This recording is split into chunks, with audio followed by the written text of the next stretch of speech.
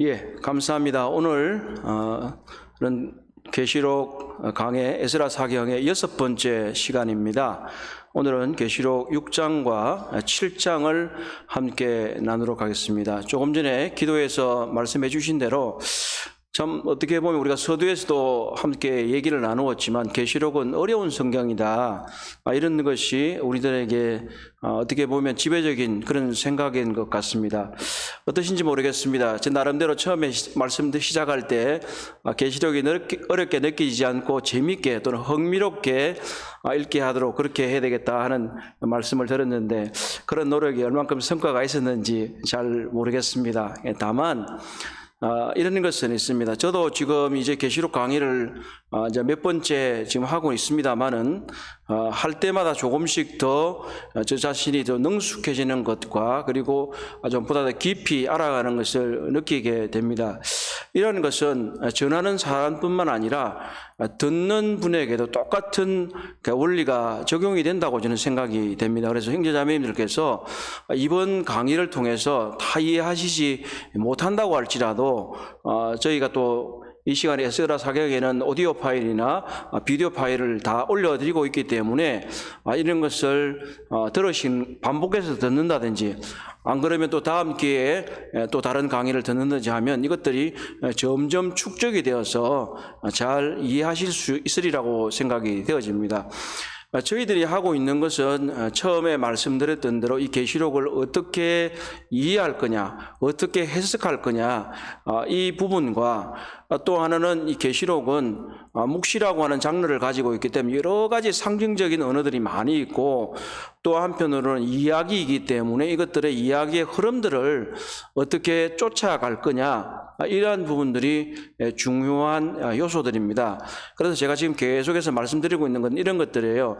자, 우리가 어떤 해석 체계를 취할 겁니다, 이런 얘기를 드리고 이건 지금 흐름이 지금 어떻게 되어 가고 있어요, 이런 얘기를 드리고 있기 때문에 형제 자매님들이 함께 이 공부를 해 나가실 때 우리가 어디까지 왔나 이런 것도 좀 보시고 또 중요한 표현이 뭔가 있나 이런 것도 한번 보시면 이해하는 데 한결 도움이 되리라고 저는 생각이 됩니다.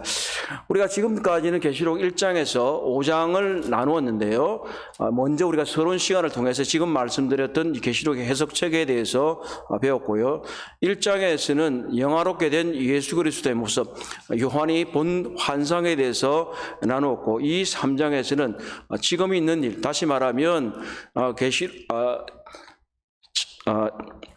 AD 1세기, 갑자기 말이 안 나왔네요. 죄송합니다. AD 1세기경에 있었던 아시아의 7 교회에 관해서 얘기를 나눴습니다. 물론 이 교회들이 AD 1세기경에 있었던 것은 틀림이 없지만 여전히 우리들은 그 교회가 어떤 현대 교회에도 나타날 수 있는 잘 되고 또 그렇지 않고 하는 전형적인 모습을 드러내고 있기 때문에 우리도 여전히 교훈과 적용을 할 수 있다 하는 그런 말씀을 드렸습니다.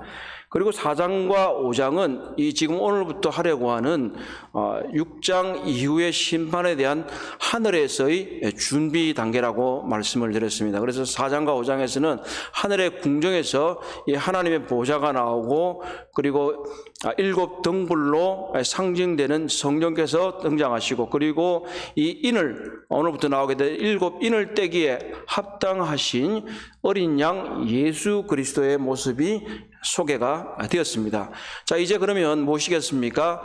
이제 하나님께서 이 땅의 불신과 죄악을 심판하실 모든 준비가 다 끝이 나고 이제 본격적으로 어린 양이신 예수 그리스도께서 심판을 시작하시는 그런 얘기가 우리들에게 나오는 겁니다. 자, 우리들의 교재 67페이지를 이제 보시면 67페이지를 보시면 오전에 제가 올려드린 2개의 사진이 있었죠. 그 내용과 이제 첫 번째 내용과 아주 비슷한 그런 내용입니다. 거기는 이제 7인, 그다음에 7나팔, 그리고 7대적과 7개의 축복에 대해서 이렇게 구절별로 되어 있는데 이렇게 7개로 이루어지는 이것은 굉장히 중요한 계시록의 흐름의 축이다, 그런 말씀들을 드렸습니다. 그리고 다시 말씀을 드리면 이 계시록에 나오고 있는 심판은 계속해서 시간적으로 진행이 되고 있다. 무천년주의나 관념론자들이 말하는 것처럼 마치 일곱 인과 일곱 나팔과 일곱 재앙이 각각의 다른 측면들을 반복적으로 나타내고 있다 하는 것이 아니라 일곱인 다음에 일곱 나팔이 나오는데 일곱 번째 인 안에 일곱 나팔이 포함이 되고 일곱 나팔의 일곱 번째 나팔에 일곱 대접이 포함되는 그런 식으로 해서 계속해서 진행이 되고 있고, 다만 여섯 번째 인과 일곱째 인, 그리고 여섯 번째 나팔과 일곱째 나팔, 이 사이에 막간이라고 불려지는, 음악으로 말하면 간주곡이 될 수 있겠고 연극으로 치면 하나의 막의 중간 사이가 될 수가 있겠죠. 우리는 이 부분은 노래라기보다는 마치 이제 이야기이고 연극 같은 드라마라고 볼 수 있기 때문에 막간이라고 하는 그런 표현을 씁니다. 그래서 오늘은 이제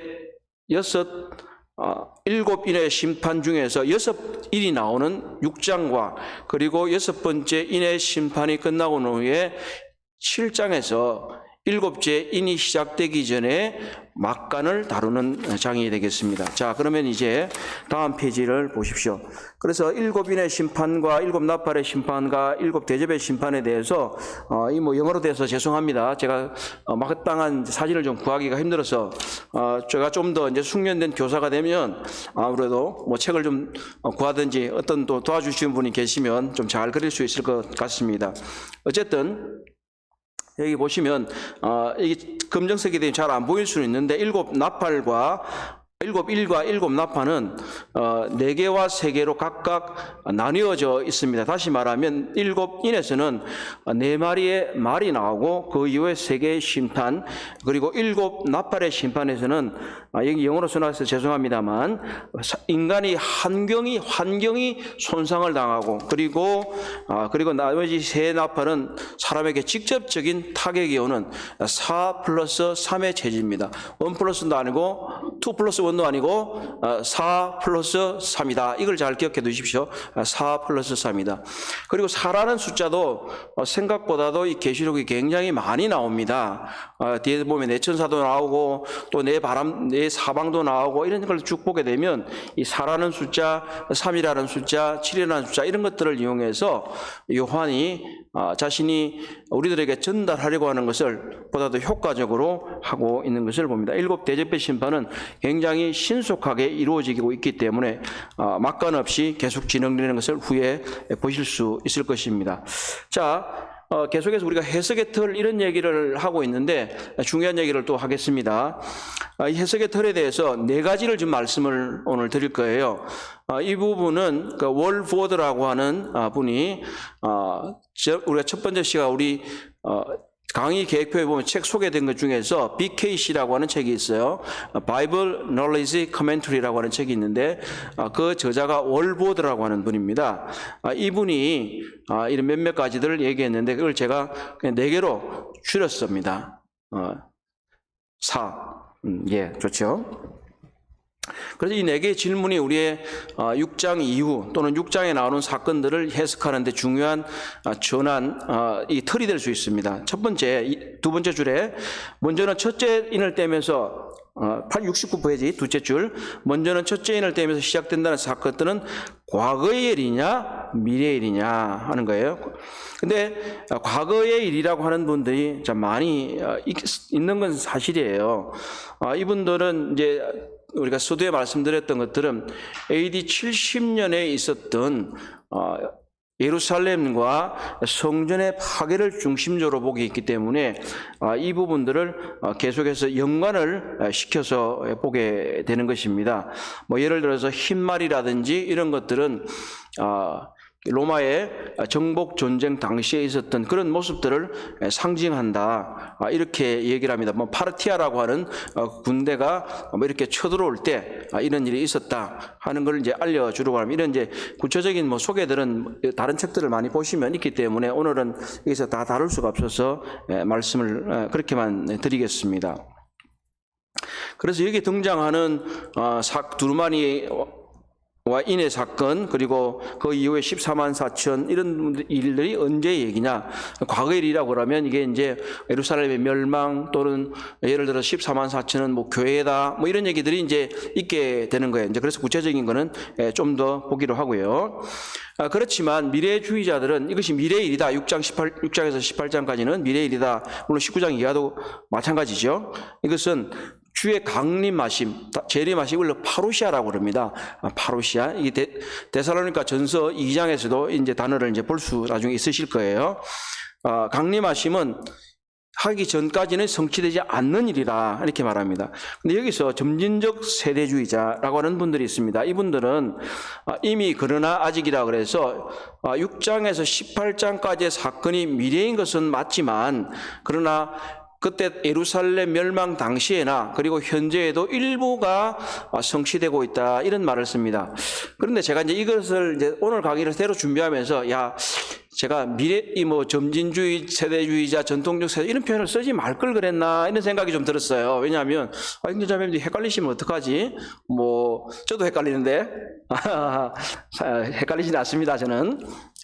그런데 앞으로 이 표현들을 많이 쓰지는 않겠지만 전통적 세대주의나 점진적 세대주의자라고 하는 표현들은 똑같이 동의하는 건 있습니다. 무엇이냐? 첫 번째, 교회와 이스라엘은 다른 존재라는 거예요. 근데 이제 용어의 차이는 있어요. 구별된다 하는 분들 또는 분리된다. 말은 좀 비슷한 것 같지만 사실은 의미는 달라요. 그런데 우리가 이것들을 명확하게 지금 현재 단계에서는 아실 필요는 없습니다. 다만 동의하는 부분은 뭐냐? 이스라엘과 교회는 다르다는 얘기예요. 자, 그리고 여기서 써있는 대로 이미 아직 이런 얘기를 했지만 그러면 부분적인 성취 또는 6장 18절 예수님 다시 오실 때 파루시아 때 궁극적으로 성취된다 이런 얘기를 하는데 여기서 요점은 뭐냐면 점진적 세대 6장에서 18장은 궁극적으로 미래적인 일이라는 거예요. 다시 말하면 부분적으로 우리에게 오늘날의 적용점이 있다든지 과거에 있을 수도 있다라고 말하지만 어쨌든 6장 이하의 일은 미래다. 자, 다시 말하면 요지는 우리들이 말하는 것은 이스라엘과 교회는 다른 존재다. 그리고 6장에서 6장 이하는 미래의 사건이다. 이 두 가지는 꼭 기억해 주시기를 바랍니다. 자, 두 번째 질문은 이 두루마리와 인들의 심판이 교회의 휴거와 어떻게 관련이 되어 있느냐. 그래서 이거 휴거는 미래일로 일곱 교회에 대한 얘기에서 나왔어요. 이미 벌써. 그래서 우리가 이제 아까 얘기한 대로 이리로 올라와라 4장에서 나올 때 그 표현이 휴거냐 아니냐 이런 얘기를 했는데 단어적으로 문법적으로는 이게 휴거라는 명확한 표현은 아니다 라고 이제 생각할 수 있어요. 물론 이전의 전통적 세대주의자들은 그렇게 얘기를 했습니다. 또 그것이 볼만한 소지도 있기는 합니다. 근데 여기서는 우리가 문맥적으로 보면 더 중요한 것은 뭐냐면 6장 이하에는 교회가 나오지 않는다. 때때로 어떤 사람들이 여기서 교회라고 말은 안 쓰지만 모든 구속받은 무리를 말하기 때문에 교회라고 말하는 거 아니냐 이렇게 말하지만 조금 전에 얘기된 대로 교회와 이스라엘은 분명히 구분이 되고 있기 때문에 6장에 나타나지 않는 이 구속받은 무리, 다른 무리를 말하고 있는 겁니다. 그래서 그 부분은 7장에서 나올 것입니다. 그래서 6장 이하에서는 교회가 존재하지 않고 이미 하늘로 휴거되어 있는 사건이다. 미래적으로 볼 때 그렇다는 겁니다. 이건 이제 굉장히 중요한 표현 중에 하나인데 아마 형제자매님들 이런 이제 표현을 들어보셨을 수도 있어요. 그냥 이거는 들어만 놓으십시오. 대체 신학이라고 하는 것이 있습니다. 대체 신학 또는 대체주의. 이건 무슨 말이냐면 교회가 이스라엘을 대체했다. 그래서 이제 구약에서는 이스라엘이 하나님의 구속받은 백성이었는데 신약으로 넘어오면서 교회가 이스라엘 대체했기 때문에 이스라엘에게 더 이상의 경륜이 없다라고 본다는 거예요. 그러나 이것은 잘못된 생각입니다.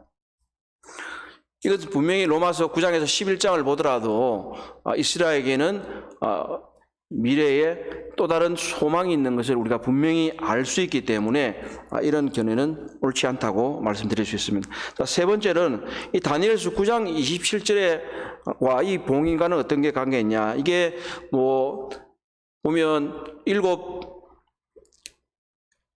이 7년 대환란에 있어서 대환란기라고 불리는데 이게 중반을 말하는, 이 전반기를 말하는 거냐 또는 후반기를 말하는 거냐 전 기간을 말하는 거냐 뭐 이런 얘기를 볼 수 있어요. 그런데 보면 이게 다니엘서 9장 27절과 관련해서 이제 멸망에 가정한 것이 서지 못할 것에 서는 것, 이런 것들이 이제 마태복음 24장에도 나오잖아요. 그래서 이것들을 바로 AD 70년대 직전에 일어났던 그런 사건들이나 아니면 그 전에 안티오코스의 사건, 예수님 오시기 전에 있었던 사건, 이런 걸 계속 연결시키려고 해요. 그런데 그것이 어느 정도는 뭐 비슷하다, 유사하다고 말할 수는 있지만 그것이 명확한 사건은 분명히 아니기 때문에 이것은 역사에서 그 성취를 찾으려고 할 수 있지만 일치한다고 말할 수는 없습니다. 제가 다니엘서 9장 27절을 읽어보도록 할게요. 다니엘서 9장 27절 성경 가지고 계시면 찾으셔도 좋고요. 그가 장차 많은 사람들과 더불어 한 일회의 언약을 굳게 맺고 그가 그 일의 절반의 제사와 예물을 금지할 것이며 또 포악하며 가증한 것이 날개를 의지하여 쓸 것이며 또 이미 정한 종말까지 진노가 황폐하게 하는 자가 자에게 쏟아지리라 하였느니라. 자, 후반절을 제가 세 번역으로 읽어볼게요. 그것을 거기에 세운 사람이 하나님의 정하신 끝날을 맞이할 때까지 거기에 서 있을 것이다. 다시 말하면 여기 있는 대로 한 일의 언약, 일회는 이제 7년을 의미하거든요. 그 7년 중간에 그가 맺었던 화평의 언약을 끊어버리고 가정한 것들을 서지 못할 것, 이 가정한 것을 세운다는 것. 그런데 그것이 그가 멸망할 때까지 걸어 있게 된다는 거죠. 그럼 다시 후 3년 반 동안 이 가져간 것들이 서 있을 것을 말하게 되는 것입니다. 자, 그렇다고 할 것 같으면 다니엘서 9장에서 말하고 있는 이 한 일의 언약과 그리고 이제 계시록 6장은 바로 이 한 일회의 시작과 연결되어서 같이 간다는 것을 의미하는 것입니다. 그래서 계시록의 6장은 다니엘서 9장에서 말하고 있는 한 일회의 시작점입니다. 그리고 이후에는 또 이게 이제 환란기 중반이 언제부터 시작되냐 이런 얘기들은 여러 가지 얘기가 있지만 우리는 어느 정도 의견들을 소개한 이후에 우리가 얘기하는 것은 이렇습니다라고 말씀을 드릴 겁니다. 자, 다음 페이지입니다. 자, 70페이지에 이것을 이제 도표로 이제 기록을 해 두었죠. 마태복음 24장과 이 계시록 6장은 깊이 관련이 있다고 말씀을 드릴 수 있습니다. 오늘 책에 이미 도표를 보내드리기도 했고 71페이지에도 있고 이제 그렇죠. 먼저 대체적인 것은 뭐냐 하면 마태복음 24장 5절로 14절은 재난의 시작, 전반기, 그리고 14장 15절에서 28절은 대환란의 후반기를 말한다고 볼 수 있습니다. 그리고 24장 29절에서 31절 우리가 말하는 것은 바로 파루시아라고 말해지는 주님의 다시 오심, 재림을 의미하는 것으로 볼 수 있습니다. 그리고 이제 마태복음 24장 32절 이하는 징조와 그리고 마지막 때를 맞이하면서 어떤 삶을 살아야 되는 것에 대한 권면과 같습니다. 사실 이제 36절 이하에 마태복음 24장 36절을 이하에 관해서도 여러 가지 이제 해석들이 이제 있기는 하는데 오늘은 마태복음을 해석하는 그런 날이 아니기 때문에 이건 넘어가도록 하고 다음에 주님 기회를 주시면 마태복음 24장도 한번 나누어 보도록 하겠습니다. 자, 그리고 70페이지 있는 도표 바로 밑에 넷째 질문은 자, 이것이 그리스도의 마지막 때에 관한 말씀들과 감람산 강화, 마태복음 24장 감람산 강화라고 그럽니다. 감람산에서 말씀하셨다 그래서 이 정도는 좀 알아두시면 좋겠어요. 자, 그게 두 번째 줄에 보면 가고주의자들은 이런 유사성을 인정하지 않는다 이런 표현을 썼는데 이게 조금 오해를 낳을 수 있어요. 그래서 이걸 보면 이러한 뒤에다가 종말론적이라는 표현을 종말적 또는 종말론적이라는 것을 하나 추가를 해주시면 좋겠어요. 다시 말하면 과거주의자들은 이런 종말론적 유사성을 인정한다. 그냥 유사성이 없다고 말하지는 않아요. 마태복음 24장과 계시록 6장은 병행적인 본문이다 이렇게 얘기를 해요. 그런데 이들이 말하는 것은 종말론적인 마지막 때와 관련되는 게 아니라 AD 70년경에 예루살렘과 성전의 파괴와 관련된다 이렇게 이해를 합니다. 그러나 미래주의자들, 특히 세대주의자들은 바로 이 종말론적인 유사성이 있다고 하는 것을 말씀하고 있습니다. 자, 거기서 70페이지 조금 밑에 쭉 중간점에 가보면 이런 말씀이 있어요. 마태복음은 재난의 시작과 큰 환란이라는 용어로 그리스도의 재림 전 기간을 둘로 나눈다 하는 표현이 있는데, 자, 개역 개정 성경에서는 24장 8절을 재난의 시작이라는 표현을 썼습니다. 재난의 시작. 그리고 세번역은 진통의 시작이라고 하는 표현을 썼어요. 자, 이게 사실은 세번역이 번역상으로는 더 맞는 표현입니다. 이게 왜 그러냐면 여기 이제 아이를 낳으신 자매님들도 계시겠지만 이 진통이 그냥 아픈 진통이 아니고요. 애 낳을 때 하는 진통이라는 얘기고요. 그럼 애가 나오기 전에 진통이 좀 시작되잖아요. 그죠? 진통이 시작되고 계속해서 진통이 점점 강해지다가 어느 쯤에 아이가 나오잖아요. 이제 이런 것처럼 여기서 재난의 시작이라고 표현하는 것은 바로 일이 완결되기를 시작하는 그 시점이라고 하는 것을 이런 표현을 쓰게 된 겁니다. 다시 말하면 아이 낳는 고통의 이제 시작이 되는 것처럼 이 재난의 시작과 이제 그렇게 연결을 시켜주는 거죠. 그리고 이제 마태복음 24장 21절에는 큰 환란이다. 그래서 이게 24장 21절에 마태복음 24장을 이제 찾아보실 수 있으면 표시도 좋겠어요. 마태복음 24장 15절에 보면 그러므로 너희가 선지자 다니엘이 말한 바 멸망에 가증한 것이 거룩한 것에 선고서를 보거든 이렇게 나오고 21절에 이는 그때에 큰 환란이 있겠습니다 하는 표현을 우리가 보게 됩니다. 다시 말하면 지금 우리가 다니엘서 9장 27절에 봤던 그런 이 멸망에 가증한 것과 환란이 이제 중반에 이미 시작되는 거죠. 그럼 이때부터 중반이 지나서 이제 후반으로 가게 되는 거죠. 그래서 특별히 21절에 이것을 큰 환란이라고 표현을 해줄 때요. 물론 7년 환란 자체가 큰 환란이잖아요. 7년 대환란이는 우리가 표현을 쓰지만 그러나 후반부를 특별히 더 큰 환란이라고 표현하고 있는 것을 우리가 볼 수 있습니다. 자, 그래서 이 이제 마태복음 24장과 이 계시록 6장을 살펴보면 굉장히 많은 유사성들이 있는 것을 이제 볼 수가 있어요. 그래서 이게 점진적 세대주의자나 이런 얘기를 쭉 써놓고 있는데 이것은 그냥 읽어만 보시고 무시하셔도 좋겠습니다. 이것은 기회가 되면 제가 따로 말씀을 드리도록 하겠습니다. 다만 말씀드린 대로 이 점진적 세대주의자들의 경우에 분명히 궁극적인 미래성은 인정하지만 아마 이것이 1세기 때 예루살렘 멸망과도 관련이 있지 않을까 하는 이제 얘기를 합니다. 그런데 제가 분별하기로는 형제자매님들에게 하나 말씀드릴 수 있는 것은 마태복음 24장과 누가복음 21장은 대체로 우리가 병행 본문이다. 다시 말하면 병행 본문이라는 얘기는 같은 사건을 기록한 것을 이제 얘기를 합니다.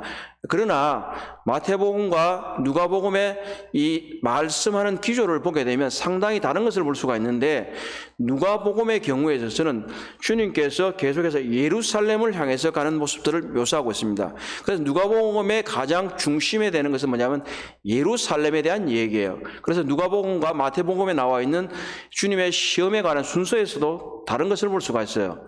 그래서 누가복음에서는 주님의 시험 3가지 중에서 예루살렘에 대한 얘기가 가장 마지막에 나와요. 그러면서 예루살렘에 대한 얘기를 계속해서 하게 되는데 누가복음 21장에 나와 있는 이 감람산 강화는 특별히 AD 70년에 예루살렘 멸망과 직접적인 관련이 있다는 것을 볼 수가 있고 마태복음 24장의 경우에는 이 예루살렘 멸망에 대한 암시가 없다고 말할 수는 없지만 그러나 이것은 보다 더 종말론적인 것이다. 이렇게 말씀을 드릴 수 있습니다. 자, 71페이지 도표를 이제 보십시오. 사실 이 얘기만 해도 거의 다 하는 거나 마찬가지예요. 뒷부분은 그냥 쭉 설명을 드리면 되기 때문에 우리가 여기는 제가 표시를 다 안 했는데 여기 보면 첫 번째가 전쟁이라고 되어 있고 그 앞에는 제가 미리 나로드린 거는 거짓 그리스도 24장 4절에서 5절 이렇게 돼 있잖아요. 그리고 이제 백마탄자와 연결이 되고 쭉 그대로 연결이 되는 거예요. 다만 여기서 생각하실 것은 뭐냐면 여기서 여섯 번째와 일곱 번째, 그러니까 여기 우리 교재에서는 마지막 천체의 변동과 이 하나님의 심판이 지금 계시록 6장이 만약에 환란의 전반부라고 말한다면 이 마태복음 24장은 전체의 환란 기간을 상징하고 있기 때문에 좀 안 맞을 수가 있어요.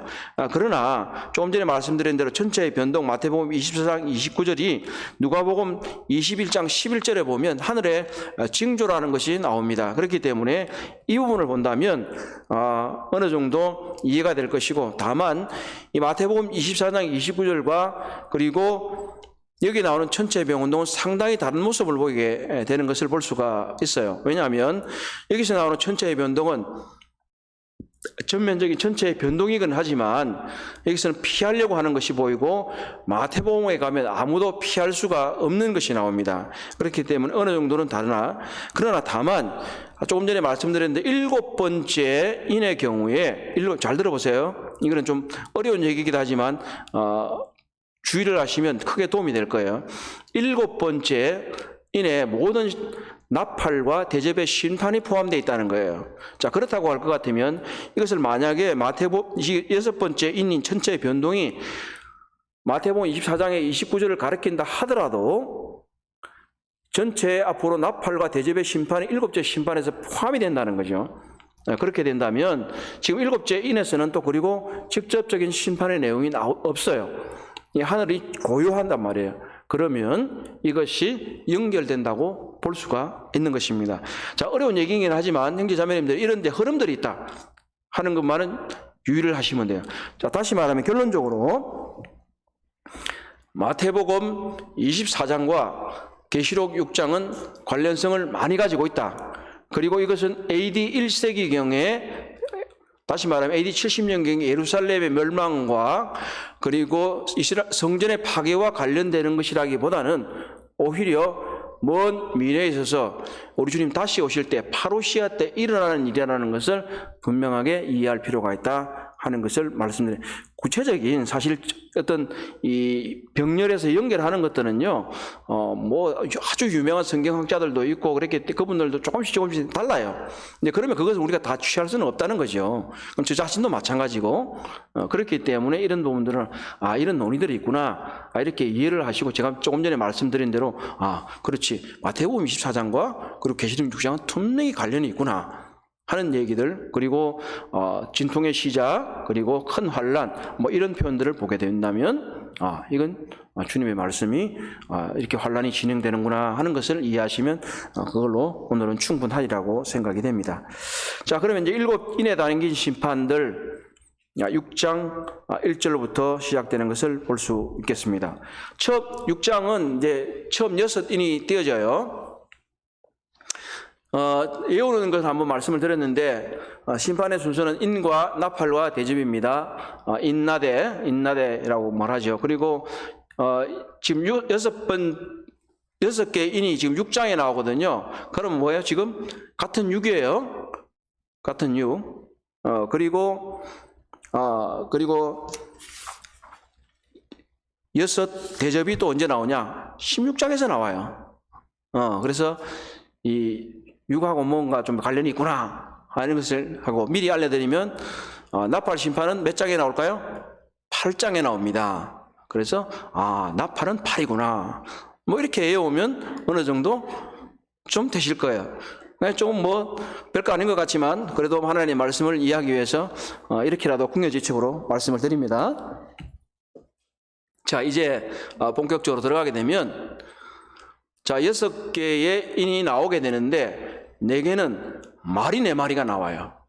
예, 4마리의 말과 말 탄 사람 4이 나오는 게 먼저입니다. 그리고 나머지 3 심판이 나오게 되는데 2개가 오늘 6장에서 나오게 되고 나머지는 이제 8장에 가게 되면 나오게 될 것입니다. 자, 그럼 먼저 처음 6인에 담긴 심판 중에서 이 말은 스가랴서와 깊이 관련이 있습니다. 그래서 스가랴서 1장 7절에서 11절에 보면 색색의 말들이 나오고요. 그리고 또 스가랴서 6장 1절에서 8절에도 가게 되면 또 이 비슷한 색상의 말들이 나옵니다.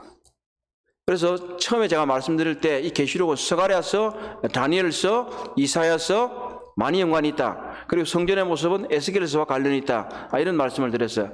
그래서 기회 되시면 아마 우리 인천 부평교회 성도님들은 스가랴서를 읽으셨기 때문에 작년에 조금 더 많이 생각이 나실 텐데 이 스가랴서 6장을 보게 되면 이런 심판의 이미지와 이런 말들이 나온 것을 보게 됩니다. 자, 첫 번째는 말은 흰말입니다. 그리고 그 탄 사람도 나오죠. 자, 흰말은 우리가 흰색하면 다 대체로 좋다. 그죠? 좋은 거라고 생각하잖아요. 비둘기도 흰색, 평화의 상징, 이렇게 얘기를 하잖아요.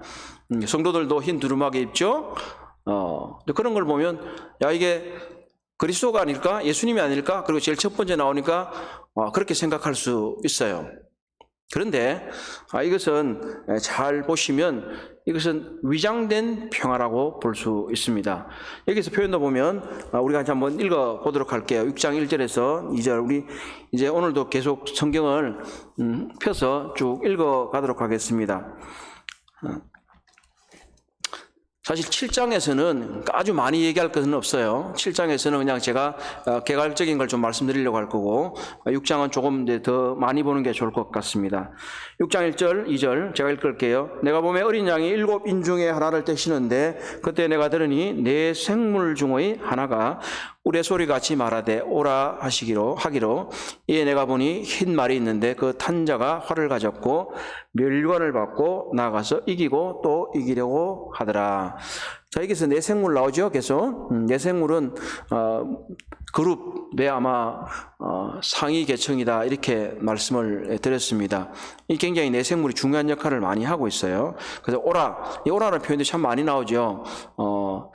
어떤 말은 우리말의 경우에서 존댓말로 번역할 경우도 있고 아니면은 이제 명령형으로 번역할 경우도 있고 이제 그렇긴 한데 이 단어가 어쨌든 계속해서 중요하게 심판의 시작이나 주님의 다시 오심과 연관이 돼서 1절에 있는 그런 표현들이 있는 겁니다. 흰 말이 있다. 탄자가 활을 가졌다. 멸관을 가졌다. 또 이기고 이기려 하다. 자, 이긴다는 표현이 우리가 이제 여러 번 봤지 않습니까?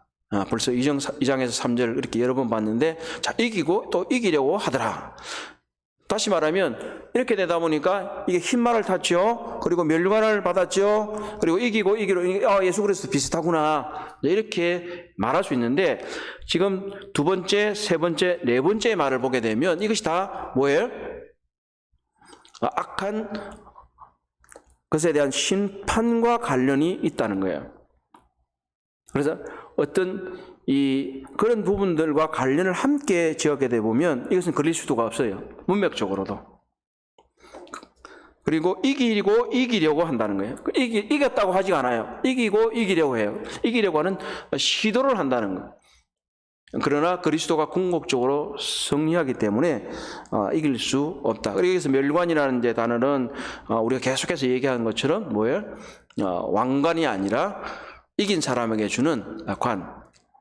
디아데마라고 스테파노스라고 이제 말할 수 있어요. 자, 그리고 활을 가졌다는 표현 뒤에 이제 보면 72페이지에 이제 있는데요. 여기 72페이지 첫 번째 단락에 한 세 번째 줄 좀 보면 활은 전쟁의 상징이지만 거기에 화살이 없다는 것은 그 승리가 피 없이 없어졌다. 이 부분은 메가더라고 하는 분이 지난 우리 교재에 메가더 계시록을 해설하다 이제 그 부분에 나와 있어요. 그래서 다른 분들은 이제 이렇게 말하는 분들은 제가 그렇게 발견을 하지는 못했는데 여기 이제 화살을 가졌다는 말은 없기 때문에 이제 그렇게 표현을 하는 것 같습니다. 그래서 이게 이제 적그리스도의 어떤 모습과 연관이 되고 또 한편으로는 거짓 평화이기 때문에 평화잖아요. 평화를 물론 힘을 얻는 평화도 있다고는 하지만 이 거짓 평화를 약속하는. 그리고 이제 이 말탄자가 72페이지 제일 상단에 있는 것처럼 이게 인격체냐 아니면 어떤 힘의 상징이냐 하는 두 가지를 볼 수 있는. 여기서는 아마 힘을 표시한다 이렇게 제가 써두긴 했는데 또 뒷부분에 바로 주도적인 인물이라는 표현도 썼기 때문에 지금의 현재의 분별을 말씀드리면 인물이라고 하는 그것에 더 중심을 두고 말을 합니다. 인격체라고. 다만 이것이 의인화됐다는 표현 들어보셨죠? 의인화. 그래서 인격체의 모습을 가지고 그 힘과 근세를 상징하는 것으로 나타낼 수 있다라고 말씀드립니다. 다시 말하면 이것은 적그리스도의 모습을 하고 있는, 거짓 메시아의 모습을 하고 있는, 그래서 환란기의 초반에 먼저 처음에는 마치 이제 자신이 이제 메시아이고 그리스도인 것처럼, 우리가 마태복음 24장에 나와 있는 것처럼 여기에 거짓 선지자 그리스도에 대해서 나온단 말이에요. 마태복음 24장 4절에서 5절. 계속해서 옆에 성경을 펴놓으시면 마태복음도 같이 함께 보시면 도움이 되실 것입니다. 자, 그리고 둘째는 이제 붉은 말이 나와요. 붉은 말은 이 화평을 제하여 버릴 권세를 가졌다, 이렇게 봅니다. 둘째 인을 떼실 때 또 내가 들으니 둘째 생물이 말하다 오라 하니 이에 다른 붉은 말이 나오더라. 그 탄자가 허락을 받아 땅에서 화평을 제하여 버리며 서로 죽이게 하고 또 큰 칼을 받았더라. 첫 번째 인하고 굉장히 이제 상반된 모습이죠. 그래서 이 죽음을 가지고 오는 겁니다. 여기는 보면 여기도 그 탄자가 허락을 받았다는 표현이 나오고, 앞에 첫 번째에서도 보면 그가 멸륜을 받고 이런 표현이 나와요. 다시 말하면 이것은 사탄이 어떤 심판의 권세를 가지고 있다고 할지라도 이것은 자기 것이 아니라는 거예요. 받았다. 이렇게 항상 이것을 이제 신적인 수동 이런 표현을 씁니다. 성경학자들은. 그래서 받았다 하는 그런 표현을 나오게 됩니다. 그래서 이것이 이제 바로 이 붉은 표현은 이 보면 대시록이 뒷부분에 나가 보면 붉은 용이 나오고 또 붉은 옷을 입은 게 나오고 이런 것들이 많이 나와요. 그래서 이것은 바로 어떤 사단적이고 또 타인의 피를 흘리는 것을 알 수가 있습니다. 그래서 범죄적인 아마 전쟁을 일으킨 것에서 말하고 있고요. 그리고 둘째인의 두 번째 단락에 보면 화평을 제하여버린 시기가 언젠가, 여기에 대해서 이제 환란기의 중간이냐 아니면 전반기냐 이런 얘기를 할 수 있는데, 우리가 다섯 번째 인에서도 보는 것 같이 벌써 이미 그때 순교한 성도들이 많이 나온단 말이에요. 그리고 계시록 7장에도 보면 수많은 무리가 이 환란을 통과해서 나오는 것을 보게 되면서 이 평안을 제해버리는 시간에는 아마 전반기가 될 것이라고 저는 생각이 됩니다. 그래서 이 큰 칼을 받아서 많은 사람들이 죽게 되고 또 조금 지나게 되면 성도들까지도 죽는 그런 일이 있을 것입니다. 자, 세 번째는 인플레이션과 기근이라고 했습니다. 6장 5절에서 6절을 보게 되면 셋째 인을 떼실 때에 내가 들으니 셋째 생물이 말하되 오라 하기로 내가 보니 검은 말이 나오는데 그 탄자가 손에 저울을 가졌더라. 네가 내 생물 사이로부터 나오는 듯한 음성을 들으니 이르되 한 데나리온에 밀 한 대여 또 한 데나리온에 불이 석 대로 돼 감람류와 포도주는 해치지 말라 하더라.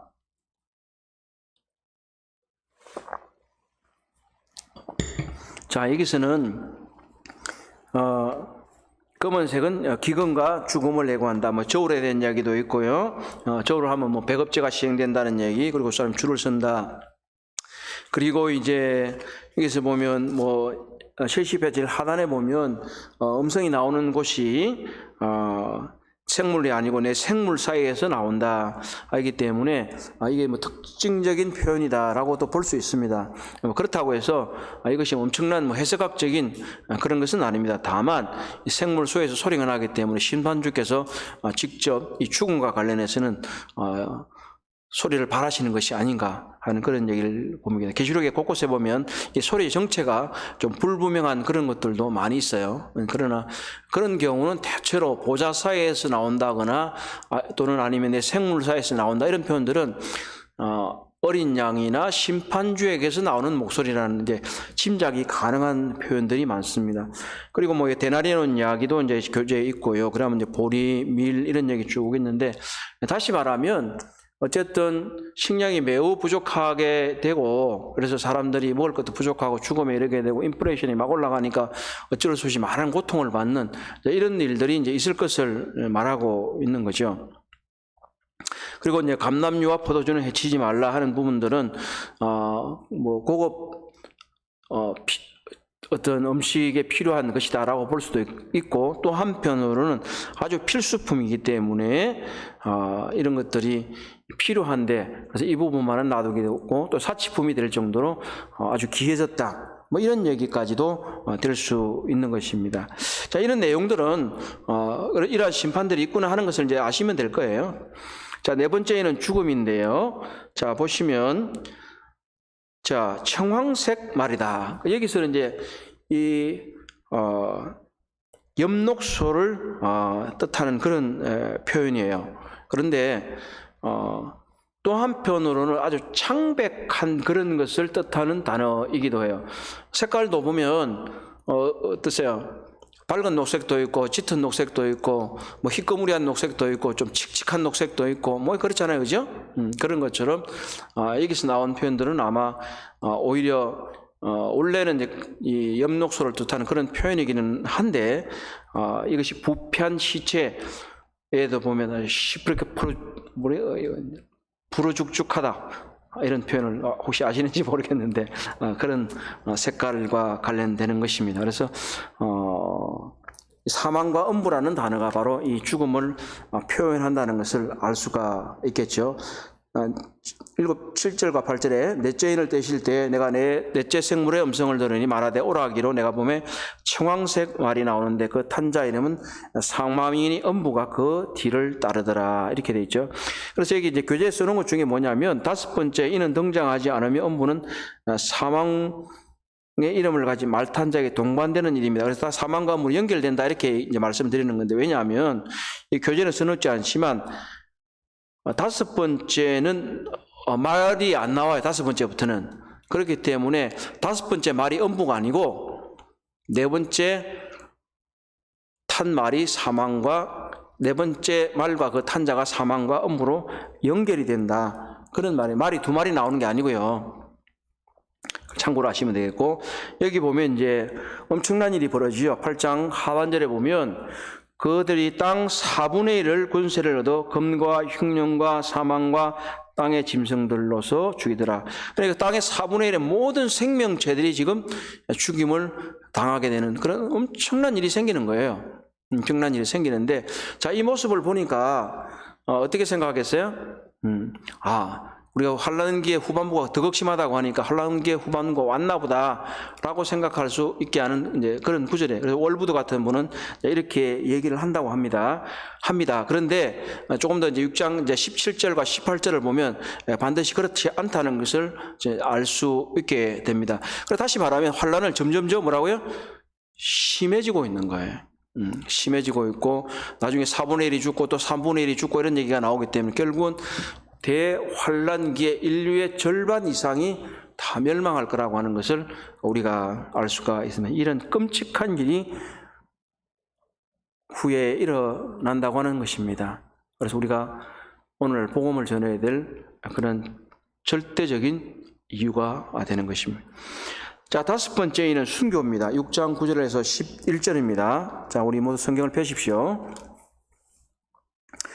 다섯째 인을 떼실 때에 내가 보니 하나님의 말씀과 그들이 가진 정거로 말미암아 죽임을 당한 영혼들이 제단 아래에 있어 큰 소리로 불러 이르되 거룩하고 참되신 대주제여 땅에 거하는 자들은 심판하여 우리 피를 갚아주지 아니하시기를 어느 때까지 하시려 하나이까 하니 각각 그들에게 흰 두루마리기를 주시며 이르시되 아직 잠시 동안 시되 그들의 동무종들과 형제들과 자기들처럼 죽임을 당하여 그 수가 차기까지 하라 하시더라.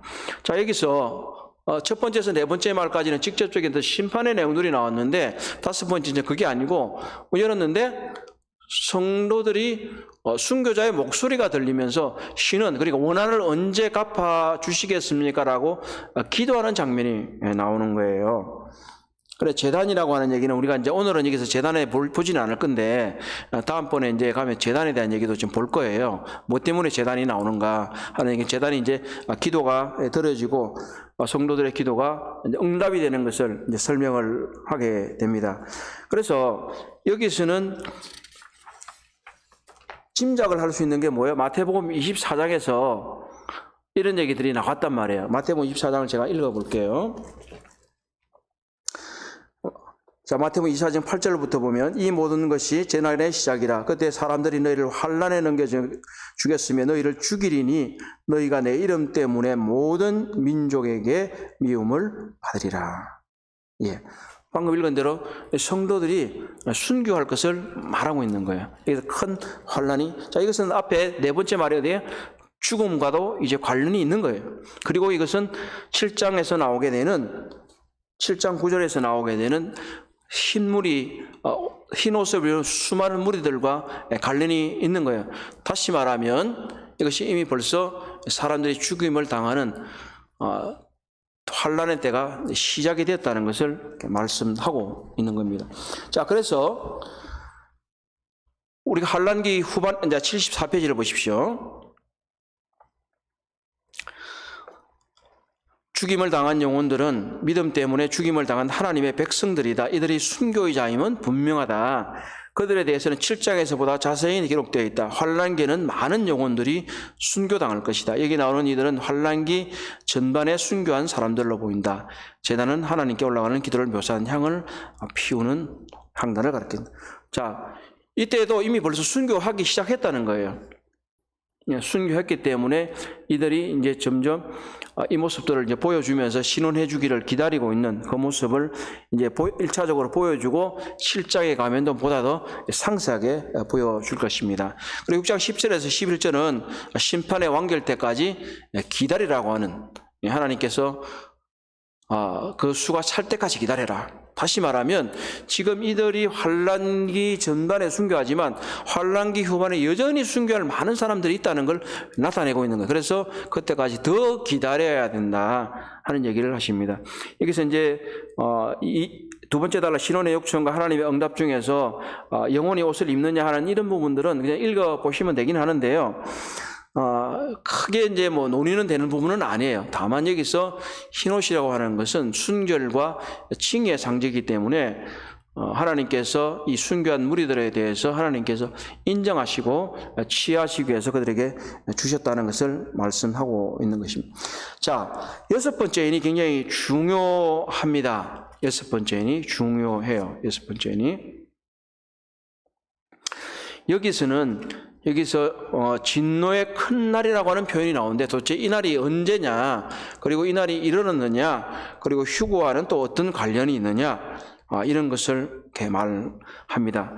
자, 그러면 이것을 이제 한 단락씩 74페이지 보면 우주적 징조 6장 12절에서 14절이 되어 있기 때문에 한번 먼저 읽어보도록 할게요.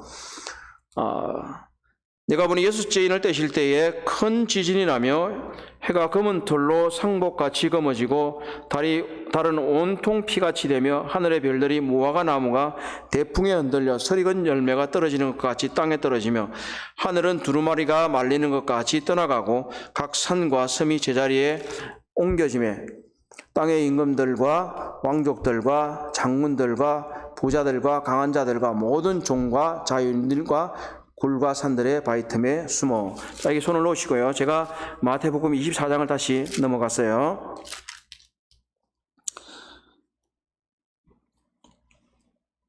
마태복음 24장 29절입니다. 그날 환난 후에 즉시 해가 어두워지며 달이 빛을 내지 아니하며 별들이 하늘에서 떨어지며 하늘의 권능들이 흘리더라.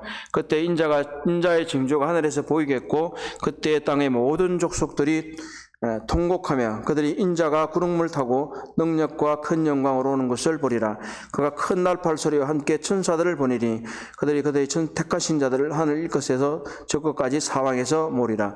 자, 우리가 도표에서도 앞에서 본 것 같이 매우 유사하죠. 매우 유사하지만 그러나 완전히 병행되는 구조는 아니다 라고 말씀드립니다. 완전히 병행되는 구조는 아니다.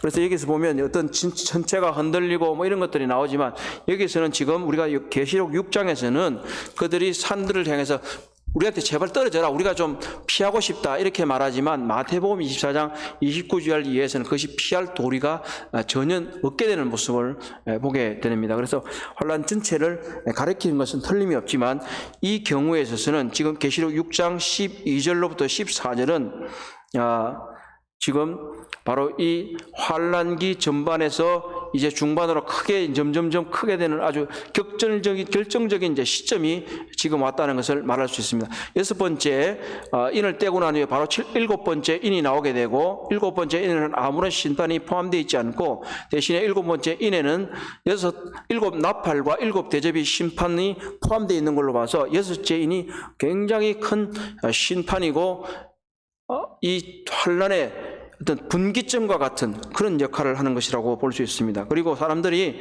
이 설명에 나와 있는 것은 그거예요. 뭐 이런 걸 보니까 많은 사람들이 이제 무천년교 관념주의자들이 그러죠. 관념주의자들이 하는 이런 분들은 이상적이다. 그분들이 굉장히 현재적인 분들이에요.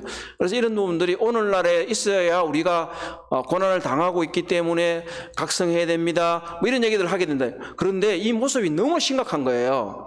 너무 심각하니까 이건 그냥 비유적인 말이지 상징적인 언어지 이런 일이 있는 건 아니야. 이렇게 말할 수 있어요. 그러나 분명히 말씀할 수 있는 것은 이건 하나님의 말씀이기 때문에 분명히 미래에 이런 큰 일이 일어날 겁니다. 여기 나와 있는 뭐 지진 그리고 별들이 떨어지는 것들 뭐 이런 것들이 뭐 안 일어날 것 같다 이렇게 말하지만 뭐 해석력이 뭐 가끔씩 듣지 않습니까? 우리가 해석력이 뭐 해성이 옆에 스쳐 지나기만 하더라도 야 이거 뭐 어떻게 될까 지구가 뭐 이런 얘기를 하지 않습니까? 근데 이제 유성의 충돌이니 뭐 운석의 문제 이런 것들을 생각한다면 이 하나님께서 심판을 시작하면 이런 일들은 일어난다고 하는 거예요. 그래서 여기 중요한 표현 중에 뭐예요?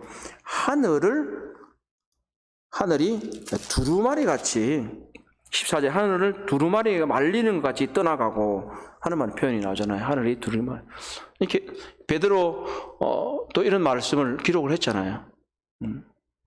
베드로 전서인가요? 후서인가요? 베드로 후서 3장이죠 아마.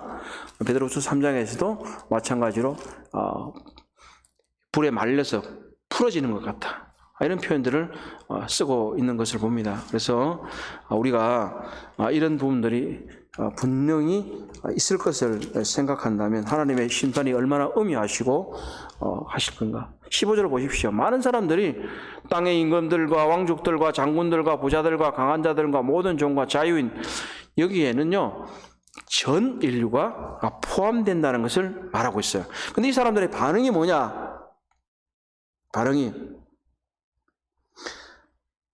산들과 바위에 말하되 우리 위에 떨어져 보좌에 앉으신 이 얼굴에서와 그 어린 양의 진노에서 우리를 가리라 하는 거예요.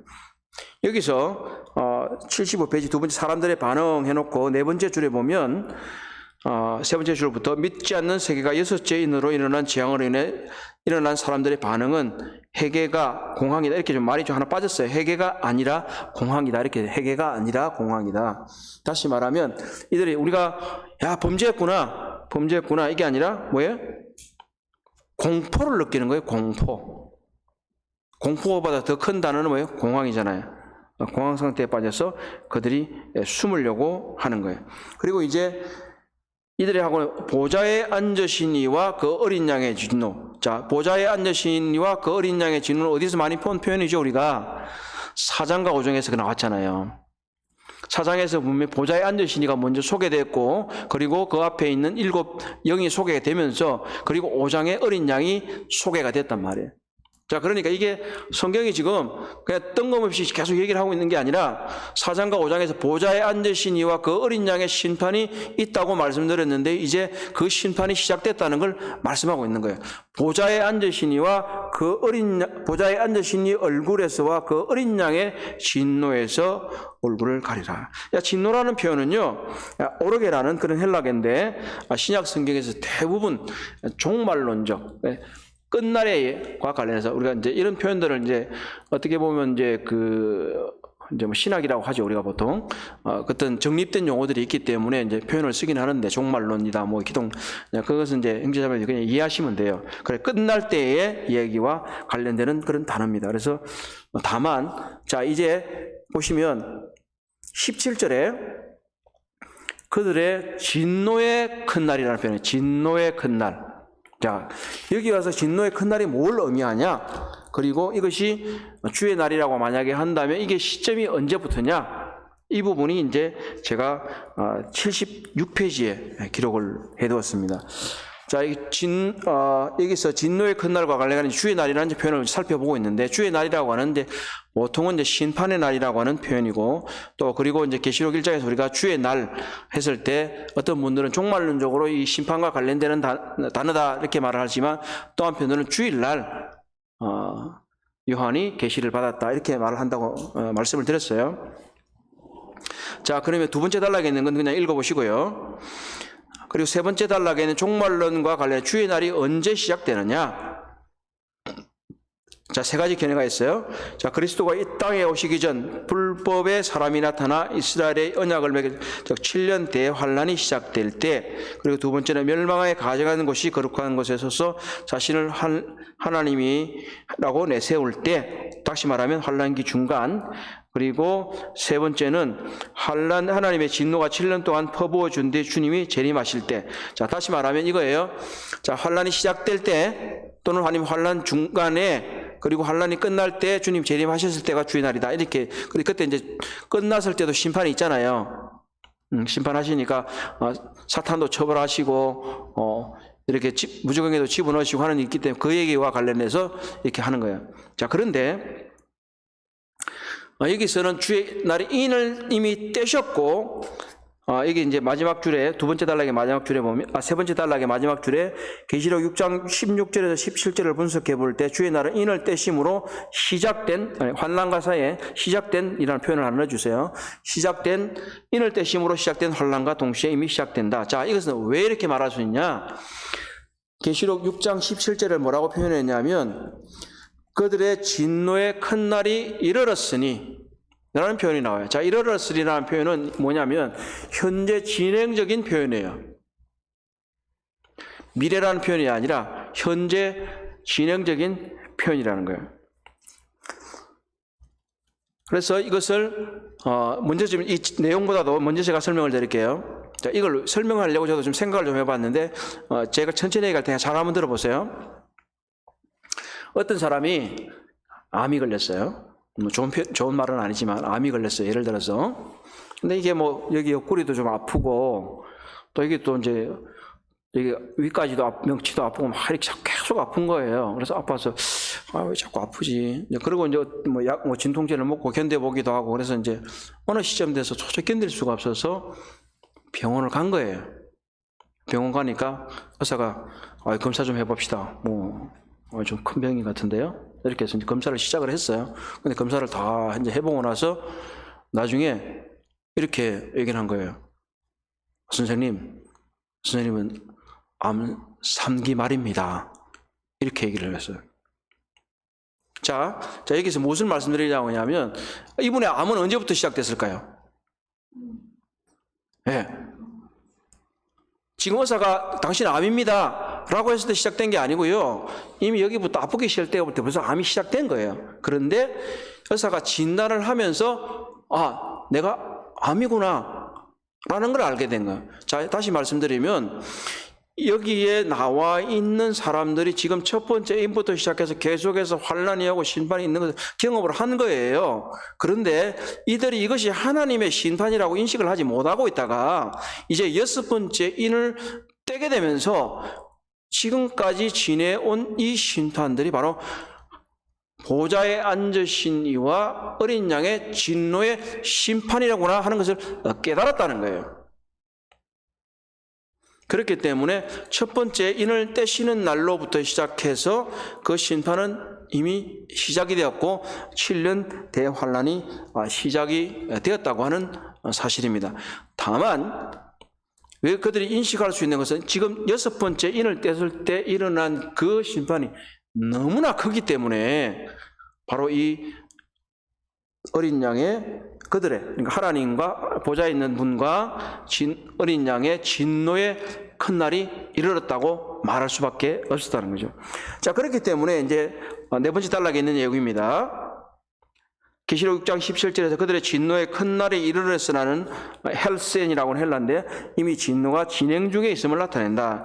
그래서 과거주의자들은 이게 이제 AD 70년하고 관련이 있다는 이런 분들은 이 가혹한 일이 AD 70년에 일어났다고 말을 하는 거예요. 근데 이제 이분들은 그러니까 상징적인 언어기 때문에 이렇게까지는 아니다 이렇게 얘기를 하는 거죠. 근데 우리가 문자적으로 한다면 이런 일이 일어나지 않았단 말이에요, 역사상으로. 그래서 이것은 이럴 수가 없다. 그리고 이상주의자들은 이런 묵시적인 상징적인 언어를 써서 환난과 고통과 이런 것들을 표현하는 거기 때문에 미래에 일어나는 일이고 오늘날도 일어난다 이렇게만 말을 하는 거예요. 근데 이게 구체적인 거예요. 맞죠? 자기 마음대로 여기저기 같이 함께 오늘은 얘기했다가 다음 날 오면 또 얘기했다가 이렇게 맞춰갈 수 있는 거예요. 이건 이겁니다. 저건 저겁니다. 이렇게 이제 표현할 수 있고, 그러나 그것은 맞지 않다. 이것은 미래의 일이다. 그리고 어떤 분들은 지금 우리가 6번째 인을 떼서 이 엄청난 고통들이 환란이 생기니까 뭐라 그러냐면 우리가 이 진노라는 표현을 봤잖아요. 그죠? 진노의 큰 날, 환란 이렇게 보니까 우리는 환란 전 휴거라고 말했을 때 7년 대환란이 시작되기 전에 휴거되는 그 전천년적인 환란을 믿습니다. 그런데 환란 중 휴거라는 것을 말하는 분들이 계세요. 환란 중. 그래서 다시 이것을 다른 용어로 말하면 진노 중 휴거라고 그랬어요. 아니면 또는 진노 전. 이렇게 해서 6장에 있는 이 표현이 너무나 큰 진로니까 경미한 환란을 통과하다가 이때는 이때 휴거하지 않겠냐 이렇게 생각하는 분이 있습니다. 그러나 이것은 데살로니가 전서 1장 10절을 보면 이런 표현이 있습니다. 제가 읽어볼게요. 데살로니가 전서 1장 10절에 또 죽은 자들 가운데 다시 살리신 그의 아들이 하늘로부터 강림하실 것을 너희가 어떻게 기다리는지를 말하니 이는 장래의 노하심에서 우리를 건지시는 지 예수니라. 이건 빌라델피아 교회에서 약속하신 것처럼 노하심, 여기서는 같은 표현이에요. 그래서 바로 이것은 환란 전에 여기서 말하고 있는 지금 6번째 인의 진로전 휴거가 아니라 환란전 휴거가 더 맞다라고 하는 것을 말씀을 드립니다. 자, 여기서 이제 6장까지 했습니다. 자, 이제 7장인데요. 7장 그렇게 세세하기는 하지 않도록 하겠습니다. 7장에 있어서 관심을 가지는 것은 이렇습니다. 7장은요, 뭘 관심을 가지냐? 도대체 여기 14만 4천이 누구냐? 14만 4천이 누구냐? 그리고 또 하나는 뭐냐면 여기서 환란에서는 흰 옷 입은 큰 무리가 누구냐 하는 거고, 그리고 여기서 또 진노의 큰 날과 관련해서 이것은 무엇이냐 뭐 그런 얘기예요. 그래서 우리 진노의 큰 날은 우리가 조금 보긴 했기 때문에 그렇게 설명하지는 않을 것입니다. 자, 그러면 또 우리가 계시록 4장과 5장에 있어서 우리가 시간성이라는 얘기를 제가 이제 잠깐 드렸던 것 같처럼 계시록 4장과 5장은 어디서 일어났죠? 땅에서 일어났어요? 하늘에서 일어났어요? 하늘에서 일어났습니다. 하늘에서. 자, 그리고 7장도 어디서 일어나느냐? 그러니까 또 하늘에서 일어나는 일입니다. 그래서 이것은 막간이라고 말하는 것은 지금 이 땅에서 일어나는 일들을 잠시 쉬면서 설명을 드리는 건데, 그럼 시간적인 연관성은 도대체 어떻게 되는 거냐? 그럼 6장 17절 이하의 시간적인 연대가 일어나는 거냐? 그렇지 않으면 지금 6장 전체에 시작될 때 그때 일어나는 막간처럼 설명하는 거냐? 자, 저를 한번 보세요. 여기서 하나의 일이 쭉 이쪽에서 진행이 되고 있는 거예요. 그리고 여기서 중간에 생각이 끼어들어가는 게 있을 수도 있지만 여기서는 또 일이 진행되고 또 다른 측면에서는 또 이렇게 진행이 되고 있는 거예요.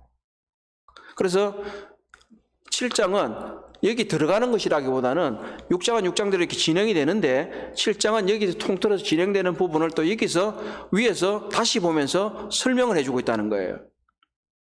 그래서 그 일들이 있을 수 있다. 그리고 또 하나는 6장 17절에 마지막이 뭐라고 해요? 그들의 진노의 큰 날이 이르렀으니 누가 능히 서리요? 이렇게 했어요. 누가 능히 서리요?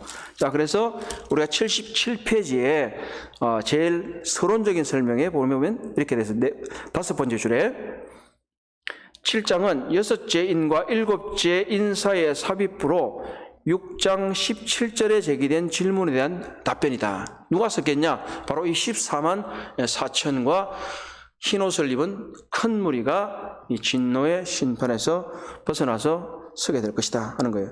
다만 신성한 분노 속에서 서로 구별되는 이 두 무리가 살아남을 것이다 이렇게 했는데, 살아남을 것이라는 표현은 조금 오해가 있을 것 같습니다. 그래서 두 무리가 있을 것이다라는 정도로 이렇게 순화시키면 좋겠습니다. 왜냐하면 큰 무리는 순교해서 죽기 때문입니다. 자, 이제 그러면 이제 보게 될 텐데요. 배경 7장 1절에서 3절을 조금 전에 말씀드렸던 내용이 제 그겁니다.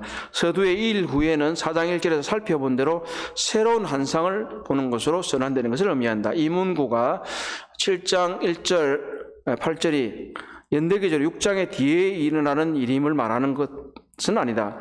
6장의 요한의 환상 뒤에 이 환상이 나타나는 것으로 이해한다 이렇게 되어 있어요. 자, 6장 11절을 보시면, 먼저 볼게요 좀. 6장 11절을 보시면 이르되 잠깐만요, 죄송합니다. 예. 각각 그들에게 흰 두루마기를 주시며 이르시되 아직 잠시 동안 시되 그들의 동무종들과 형제들도 자기들처럼 죽임을 당하여 그 수가 차기까지 하리라. 흰 두루마기를 주신 모습을 볼 수가 있어요. 그리고 7장 9절에서 12절에도 보면 바로 흰 옷 입은 그런 무리들이 나옵니다. 다시 말해 이들이 완전히 동일한 무리라고 볼 수는 없지만 이들이 환난을 바로 이게 통과하는 사람들이라고 볼 수 있는 거예요. 자, 그렇기 때문에 이것이 연대적으로 반드시 진행된다라기보다도 이것의 경우는 지금 6장에서 제시된 인과 관련되어서 막간처럼 또는 아니면 옆에서 전체적인 조망을 하면서 설명해 준다는 것을 볼 수가 있는 거예요. 그 이해는 보면 이제 이 네 생물이 나왔는데 네 천사가 나오잖아요. 네 천사가. 네 생물이 이제 심판을 선포하도록 얘기되어 있는데, 이제는 7장에 보면 1장 1절에 또 이 이후에 내가 내 천사가 땅 네 모퉁이에 선 것을 보니 땅의 사방에 바람을 붙잡아 바람으로 하여금 땅이나 바다에나 각종 나무가 불지 못하게 하더라. 자, 이 천사들이 바람을 붙잡고 있는 거예요. 이 바람은 어떤 사방에서 오는 걸 말하지만 어떤 심판의 어떤 폭풍이나 이런 것들을 상징적으로 보여줄 수가 있는 거죠. 여기서 이제 그리고 2절과 3절에 보면 또 봄에 다른 천사가 살아계신 하나님의 인을 가지고 해 돋는 데로부터 올라와서 땅과 바다를 해롭게 할 권세를 받은 네 천사가 향하여 큰 소리로 외치되 우리가 우리 하나님의 종들의 이마에 인치기까지 땅이나 바다나 나무를 해하지 말라. 자, 이런 것들을 이제 보게 되면서 이 상황이 물론 이제 해석은 조금씩은 차이가 있을 수 있어요. 이게 제가 지금 말하는 것도 완전하다고 말할 수는 없어요. 다만 여기서 말씀드리려고 하는 것은 이 인을 치기까지 하나님께서 특별한 임무를 맡기게 될 14만 4천을 특별히 인을, 지금 이 인은 상당히 차이가 있잖아요. 심판의 인이 있고 지금 여기는 보면 여기는 내 것이라고는 인인 거예요 지금, 그죠? 그래서 인을 치기까지 기다려라 라고 하는 거예요. 여기 이제 진정성, 소유권 또 보호하는 일, 이런 얘기를 쭉 하고 있지 않습니까? 뒤에 가게 되면 나중에 이 인이 아니라 어때요? 짐승의 일을 맡는 사람들이 나오잖아요. 그런 것들 대비를 계속하고 있는 거예요, 성경은. 그래서 이 부분을 말하게 되면서 이 14만 4천에 대해서 인을 치게 됩니다. 자, 그래서 4절에 내가 인침받은 자의 수를 들으니 이스라엘 자손의 각 지파 중에서 인침을 받은 자들이 14만 4천이라. 자, 77페이지 두 번째 단락, 이 인맞은 14만 4천. 자, 이게 때문에 이제 뭐 얘기 좀 많죠. 얘기 때 많죠. 14만 4천이 누구냐? 상징적이냐? 문자적이냐? 자, 답은 아주 간단합니다. 이것은 문자적이다. 그리고 이 14만 4천은 이스라엘 사람이다. 유대인이다. 이렇게 확정적으로 말씀을 드립니다. 자, 이게 숫자가 상징적이냐, 문자적이냐 했을 때 많은 분들이 상징적이라고 말을 합니다. 왜냐하면 이것은 어떤 관련이 있냐면 14만 4천을 교회로 보려고 하는 거예요. 아까 대체주의자 이런 말씀을 드렸죠. 대체신학. 교회가 이제 환란을 통과할 것이냐 말 것이냐. 역사적 전천년주의라는 것이 있습니다. 좀 너무 어려운 얘기를 해서 죄송스럽게 생각을 합니다. 그런데 이분들은 교회가 환란을 통과할 것이라고 믿는 분들이에요. 그러다 보니까 이게 교회가 안 나오잖아요. 계시록 6장에 교회라는 단어가 안 나온단 말이에요. 안 나오니까 이분들이 이스라엘이라고 했던 또 어떻게 구속받은 무리의 다 모든 분들이 다 이때 당시에 구속받은 무리고 교회라고 보게 되는 거예요. 그러니까 이 환란을 통과하는 분들이고 14만 4천이라는 숫자도 이것은 하나님께서 구속받을 인류에 대한 상징적인 숫자, 완전적인 숫자, 이것을 12 곱하기 12 곱하기 10 곱하기 10 곱하기 10 하면 14만 4천이 된답니다. 그래서 이것이 완전한 숫자를 상징적으로 보여주는 것이다. 이렇게 말을 합니다. 그러나 이것은 절대 그럴 수가 없는 것이 하나님께서는 로마서 9장에서 11장까지 분명히 이스라엘에 분명한 미래가 있을 것을 말씀하셨고 그들이 구속받을 것을 말을 하고 있습니다. 그리고 성경의 여러 곳에서 하나님은 종말에 이스라엘 백성을 다시 모을 것을 말씀하고 있는 것입니다. 그렇기 때문에 이들은 유대인으로 볼 수밖에 없습니다. 과거주의라고 하는 AD 70년에 예루살렘 멸망과 관련된 이런 주장을 하는 분들도 마찬가지로 이분들은 특별히 이렇게 말을 해요. 또 이분들은 유대인인데 유대교 계통의 기독교인이다 이렇게 말을 하는. 근데 숫자는 또 상징적이다 이렇게 말을 하는. 좀 뭔가 좀 하여튼 자신들의 신학의 틀에 좀 맞추어서 이렇게 얘기하려고 하는 그런 것들을 좀 보게 됩니다. 그리고 관념주의라고 말하는 분들, 이런 분들은 이제 선과 악의 싸움이다. 교회 시대 역사상 계속 있어 왔다. 이렇게 말하는 분들은, 계시록이 있다 하는 분들은 계시록은 유대인과 교회를 구분하지 않기 때문에 이거는 교회다. 그리고 아까 말씀드린 그 숫자가 완전한 숫자를 말하는 그런 것이지, 이건 그냥, 어떤 진짜 숫자가 아니다. 이렇게 말을 합니다. 78페이지입니다. 좀 전에 말씀드린 대로, 로마서 9장에서 11장까지는 분명히 이런 것들에 대해서 이스라엘의 구속에 대해서 얘기를 하고 있고, 그들의 사명은 출애굽께서 말씀하신 대로 제사장 나라가 되는 것이고, 그들이 하나님의 나라를 전파하는 데 사명이 있기 때문에, 그들이 지금까지는 그런 사명을 감당하지 못했기 때문에 환란 때 이런 사명을 감당하게 될 것입니다. 그리고 이제 그 5절 이하에서 8절까지는 보면, 지금 각 지파별로 지금 여기 나머지 설명은 책을 읽어보시면 되고요. 그냥 14만 4천이라 그러지 않고 12,000명씩 계속 얘기를 하고 있는 거예요. 그냥 비유적인 의미는 도대체 이렇게까지 할 필요가 뭐 있냐는 거예요. 분명히 이렇게 하고 있다는 거예요. 그렇기 때문에 또 우리가 말하는 어떤 사람들이 말하는데 10지파를 잃어버렸니 많으니 이제 이런 얘기도 있지만 또 역사를 살펴보면 그렇지도 않아요. 그들이 사마리아 사람들이 이렇게 하고 살게 될 때에 혼합되기는 했지만 전혀 돌아오지 않은 것도 아니에요. 그리고 흩어져 살기 때문에 하나님께서는 분명히 그것을 알고 계신다는 거예요. 그래서 지나치게 이것들을 교회와 연결시키려고 하는 것은 대단히 잘못됐다. 이게 이제 대표적인 한국의 이제 이단들이 그거잖아요. 신천지라든지 자기는 무슨 지파라는 둥 그리고 요즘은 이제 하나님의 교회라고 이름을 붙였죠. 안상홍 정인회라고. 원래는 안상홍 정인회라고 그랬어요. 제가 대학 다닐 때부터 그 사람들을 알았는데 한 번은 이거는 여담입니다. 그분이 이제 이렇게 자기가 이런 얘기를 쭉 하다고 그러면 14만 4천이 했다고 자기가 12지파에 속했다고 이제 그러더라고. 그래서 그래? 그럼 너 어느 지파야? 이렇게 물어봤어요, 제가. 그때는 아마 논리가 덜 개발됐던 거 봐요. 허를 찔러서 그래가지고 가서 내가 물어보고 올게. 와서 가르쳐 줄게 라더라고요. 그때까지는 이제 아마 14만 4천 중 12지파를 안 정했던가 봐요. 그래 지금은 아마 이제 지파를 정했을 것 같아요. 그래가지고 이게 보면 신천지에도 여기 서울 지역은 무슨 지파, 대구 지역은 무슨 지파, 인천 지역은 무슨 지파 이렇게 돼 있더라고. 또 그리고 이제 이게 신도수가 많이 또 부니까 14만 4천명이 넘어버린 거야. 야, 이제 곤란해졌네. 그래가지고 이제 할 수 없이 이제 이 사람들이 또 14만 4천에 들어가게 이제 또 이게 경쟁이 붙었습니다. 이런 일들이 일어나고, 이런 일들은 숫자적인 문제에 이해를 하더라도 이건 해석학적으로 큰 문제인 거예요. 이스라엘 사람인데 어떻게 한국 사람이 왜 12지파가 되고 또 한국 사람만 12지파에 들어가냐는 거예요. 들어가려면 세계 모든 지파가 들어가야 되는 거예요. 자, 그래서 우리가 이런 부분들도 문자적으로 해석하면 이 사람들은 환란기에 하나님께로부터 특별한 사명을 받게 될 이스라엘의 12지파이구나. 이렇게만 알고 계시면 됩니다. 자, 두 번째 7장 9절에서 12절 큰 무리의 구원이 나옵니다.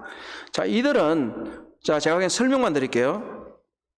조금 전에 우리가 6장 11절을 읽었고 그 다음에 지금 7장 9절에서 12절을 지금 보게 읽을 텐데 이들이 흰옷을 입고 있고 그리고 환란을 통과하고 있고 그리고 이들은 뭐예요? 각 나라와 족속과 백성과 방언에서 나온 거예요. 이스라엘이라고 말하잖아요. 자, 그렇기 때문에 이들의 경우에 있어서는 우리 80페이지 도표를 한번 보십시오. 80페이지 도표를 보면 제1그룹 7장 1절에서 18절 그리고 제2그룹 7장 9절에서 17절 1절에서 8절이군요. 제가 잘못 썼어요. 도표에 제1그룹의 7장 1절에서 8절입니다. 18절이 아니고 그리고 제2그룹 7절 이들은 이렇게 구분이 되는 사람들인 거예요. 그래서 이들은 이 흰옷 입은 큰 무리는 바로 이스라엘 백성이 아닌 특별히 아마 짐작하기로는 바로 그들이 각 나라와 족속과 백성에 나오기 때문에 모든 전 세계에서 이때 환란기에 구속받게 되는 사람들을 말하는 것으로 보여집니다. 자, 그것을 어디서 볼 수 있냐면 9절에서 보면 이 일 후에 내가 보니 각 나라와 족속과 백성과 방언에서 아무도 능히 셀 수 없는 큰 무리가 흰옷을 입고 손에 종려가지를 들고 보좌 앞과 어린 양 앞에 서서 자, 보좌 앞과 어린 양 어디서 봤죠 또? 6장에서 봤잖아요. 우리가 6장 16절에서 봤죠. 그리고 어디서 봤죠? 4장과 5장에서도 봤잖아요. 그래서 이것들이 계속해서 이 구속받은 사람들이 어떻게 행하고 있는가, 또 어디에 있는가. 자, 보좌과 어린 양 앞에서 섰다리. 자, 보좌과 어린 양은 어디겠습니까? 하늘이잖아요, 지금. 그래서 막간으로 지금 보여주고 있는 거예요. 지금 이들이 환란을 통과하고 온 후에 어떻게 일어날 건가?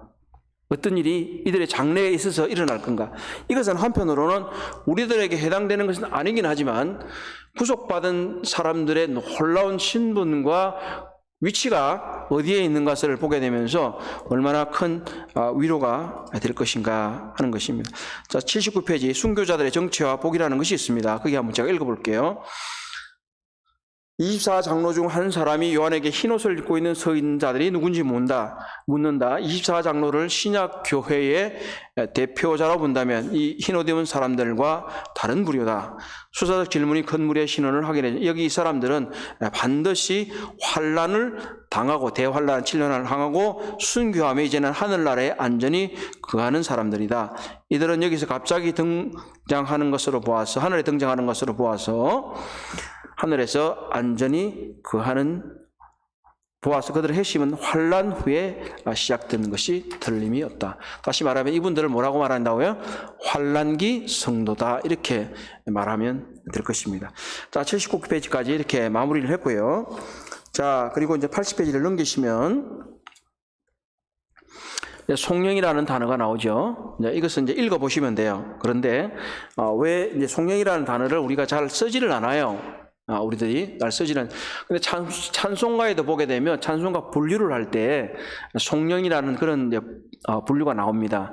그래서 이것은 송영이라고 하는 건 특별히 하나님을 찬양하거나 하나님의 영광을 노래하는 그런 간결한 문구를 말한다 이렇게 말합니다. 그래서 지금 계시록에서 이 송영들이 많이 나옵니다. 지금 계시록 우리가 조금 전에 읽었던 우리가 지난주 5장 3절 이하나 또 이제 그리고 이제 계시록 7장 10절에서 12절까지 나와 있는 이런 것들이 송영입니다. 하나님을 찬송하는 그런 놀라운 것들을 송영이라고 합니다. 그래서 우리가 새 노래 또 송영 이런 것들을 좀 생각해 보시면서 하나님을 찬송했으면 좋겠습니다.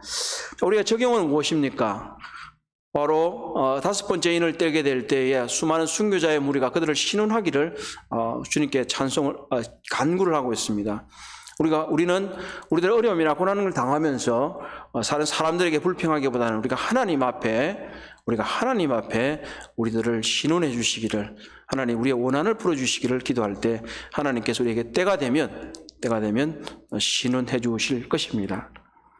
그리고 환난 중에도 이 14만 4천을 어떻게 하고 있습니까? 계속해서 복음을 전파하는 그런 사람들이 될 것입니다.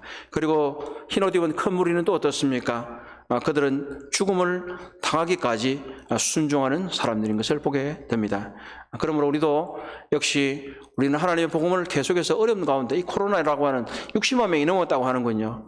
이런 가운데도 계속해서 복음은 전파되어야 되고 또 때때로 우리는 어려움을 감수하고 고통을 감수하면서도 희생을 감수하면서도 복음을 전해야 됩니다. 그리고 이제 마지막으로 우리가 15장 10절과 12절을 보게 될 텐데 이와 같이 구속받은 분들이 하는 놀라운 그런 이 구속의 찬양을 드리는 사람들이 되어야 될 것입니다. 우리가 15장 10절에서 12절을 제가 읽고 그 다음에 제가 기도한 다음에 찬송을 한 곡 할 테니까 아무도 나가지 마십시오.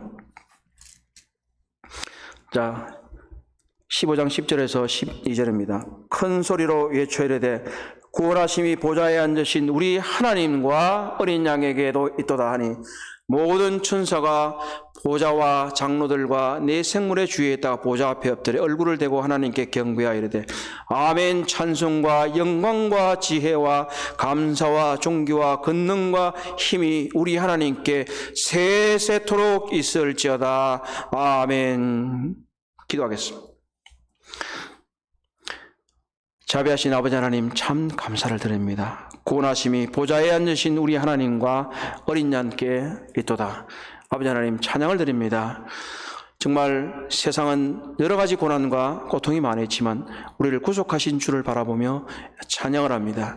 그리고 때가 되면 주님께서 공정한 심판을 하실 것이고 또 주님께서 성도들의 고통과 원하는과 모든 것들을 또 신원해 주실 것을 생각할 때 감사를 드립니다. 아버지 하나님의 진노의 그날이 마감되는 뜰 때까지 저희들의 믿음을 지키게 하시고 주께서 다시 오는 그날까지 저희들의 삶을 주님께 헌신할 수 있도록 저희 모두를 도와주시옵소서. 이 계시록의 말씀이 계속해서 잘 전파되게 하시고 우리 모두가 우리가 주님께서 하신 말씀들을 잘 알고 이해해서 저희가 하나님을 믿는 믿음에서 조금도 흐트러짐이 없도록 도와주시기를 기도합니다. 주신 은혜 참 감사를 합니다. 예수님의 이름으로 기도를 드립니다. 아멘.